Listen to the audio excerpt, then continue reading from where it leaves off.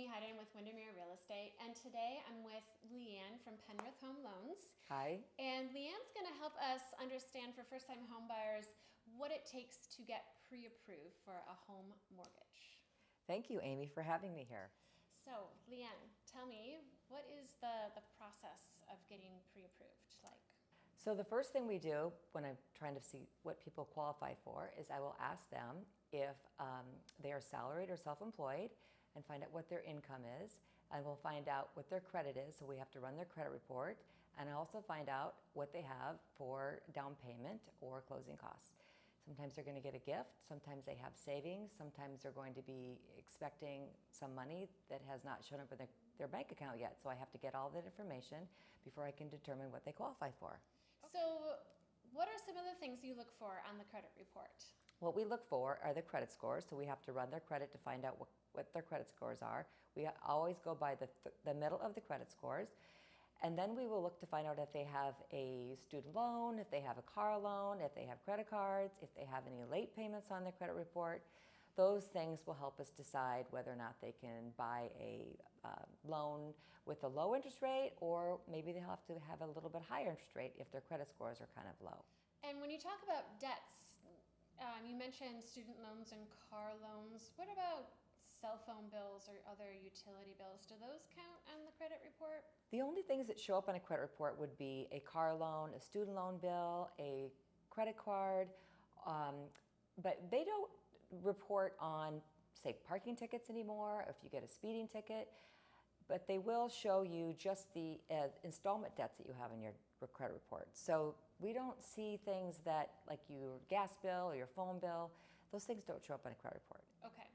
So having credit is really important, and you get credit either through the student loan or having a credit card, at least two credit cards. It's recommended that they have more than one credit report or credit card, like a car loan or a student loan or a credit card. If you don't have any credit, then the lenders can't really tell whether or not you're qualified to make a mortgage payment on time. So it's good to open a credit card or two when you're younger and pay those credit cards off monthly and not pay them off and then never use them. We want to see that you're able to use your credit cards. Okay, great. Tell me a little bit more about how you qualify buyers based on their income.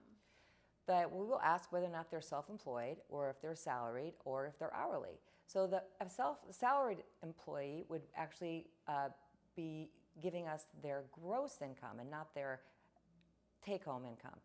So we will go off their salary, and then we will use that yearly salary, divide that by 12, and that's what we're going to be getting for their gross income. The self-employed borrowers will give us their adjusted gross income on their tax returns. And if they're newly self-employed, we will probably ask for 2 years tax returns, but if they are been self-employed for a few years, we might just ask for the most recent tax return. And if you're an hourly employee, if you're full-time, then we will average the past year, maybe 2 years.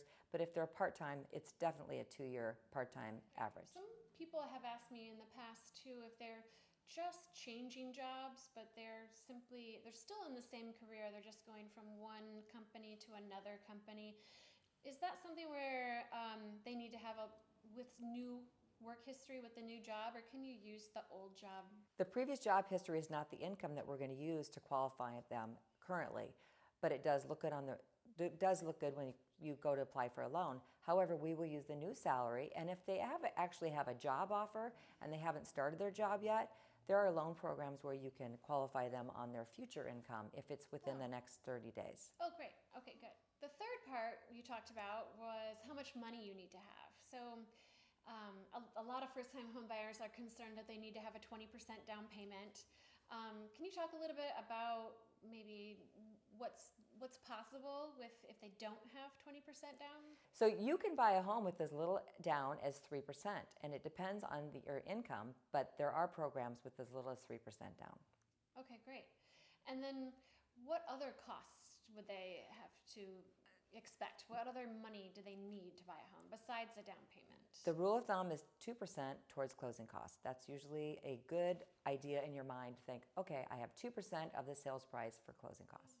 To kind of recap, the 3 things that we need to get pre-approved are a credit score, income verification, and verified assets. verified assets. Right, Assets. And, right. and it's as simple as that. That's true. That's what we need to run the pre-approval through the underwriter. And once we have the underwriter's approval stamped on this loan, it's actually a real approved loan. And the real approved loan can strengthen the offer. And when you're looking at a market right now with Amy, the stronger the offer, the better.